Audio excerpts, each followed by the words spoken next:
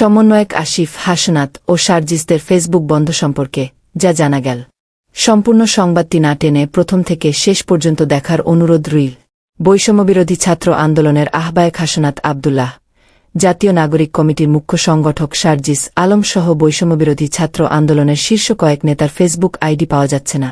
বুধবার রাতে বৈষম্যবিরোধী ছাত্র আন্দোলনের অফিসিয়াল ফেসবুক গ্রুপে এ তথ্য জানানো হয়। এদিকে স্থানীয় সরকার, পল্লী উন্নয়ন ও সমবায় উপদেষ্টা আসিফ মাহমুদের ফেসবুক আইডিও বুধবার রাত 10:30টার পর সার্চ করে পাওয়া যায়নি।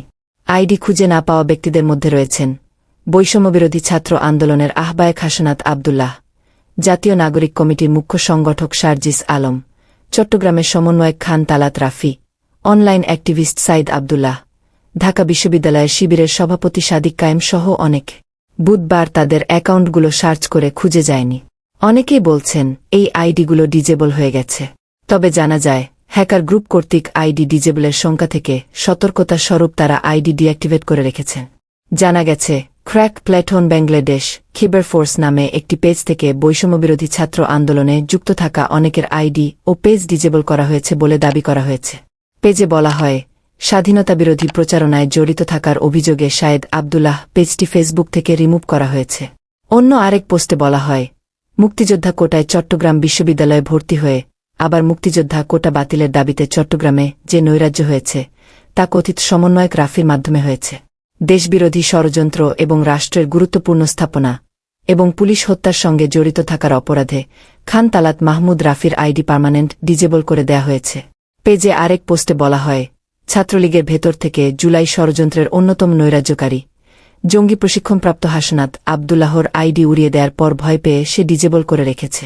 বাংলার অনলাইন রাখিব রাজাকার মুক্ত স্লোগানেই আমাদের এই যাত্রা।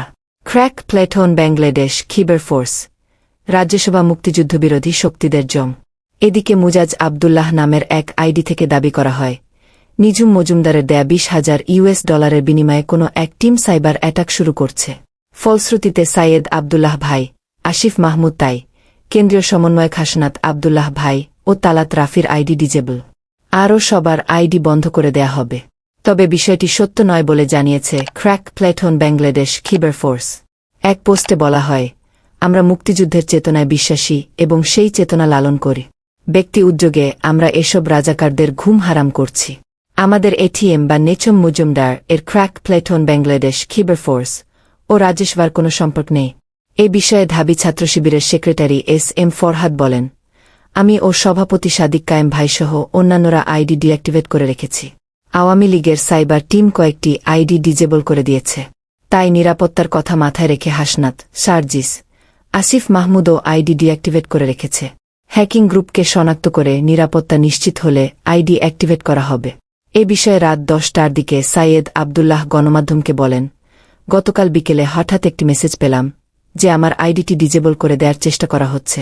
পরে আইডিতে গিয়ে সিকিউরিটি নিশ্চিত করে নিরাপত্তা নিশ্চিত করেছি, কিন্তু পরবর্তীতে দেখলাম আইডিটা সাসপেন্ড করে দেয়া হয়েছে। এর আগে ঢাকা বিশ্ববিদ্যালয় শাখা ছাত্র শিবিরের সভাপতি সাদিক কায়েম তার একটি ফেসবুক পোস্টে লিখেছেন, বিশেষ নিরাপত্তা সংক্রান্ত কারণে আমার আইডিটি ডিঅ্যাক্টিভেট করা হচ্ছে। প্রিয় দর্শক, সংবাদের সাথে থাকার জন্য ধন্যবাদ। আপনি যদি আমাদের চ্যানেলে নতুন যুক্ত হয়ে থাকেন তাহলে সকল সংবাদ সবার আগে পেতে চ্যানেলটি এখনই সাবস্ক্রাইব করুন এবং বেল বাটন অন করে রাখুন। পরবর্তী সংবাদ দেখার আমন্ত্রণ রইল। আল্লাহ হাফেজ।